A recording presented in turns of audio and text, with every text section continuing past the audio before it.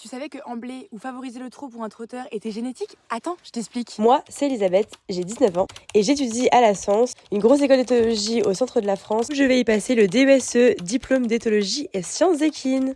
Bref, le truc cool, c'est que j'apprends plein de petits trucs et j'ai envie de vous en partager quelques-uns. C'est parti, premier sujet. Vous connaissez ces poneys islandais qui savent tolter ou embler? Bon, c'est pas grave, sinon vous connaissez ces trotteurs qui favorisent le trot? Ou alors vous connaissez ces galopeurs qu'on utilise pour la course? Ces chevaux-là ont la caractéristique commune de favoriser une allure. Et du coup, les chercheurs se sont dit, faisons des tests. Allons regarder un petit peu l'ADN de ces chevaux spéciaux. Les chercheurs ont donc pris un groupe de poneys qui avait la capacité d'embler. Je précise bien d'embler, parce que chaque poney islandais ne peut pas forcément le faire. En regardant leur ADN, ils ont remarqué que la lettre T, parce que je le rappelle, l'ADN est composé de 4 nucléosides, que l'on abrège par A, T, C et G. Stylé, non?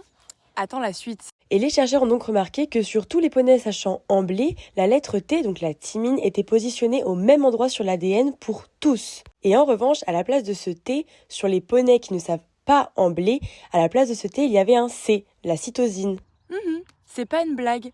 Mais ce n'est pas tout. Ils ont aussi remarqué que donc la cytosine et la thymine dont je parlais juste auparavant étaient placées non sur un gène codant une protéine, mais sur un gène qui s'occupe en fait de la répartition des neurones dans la moelle épinière. C'est quand même génial ça. Coïncidence, non? Donc c'est peut-être bien génétique finalement. Alors si t'as appris quelque chose, dis-le moi dans les commentaires, dis-moi ce que t'en penses et abonne-toi parce que je prévois de faire d'autres vidéos pour t'apprendre des choses. Tchuss!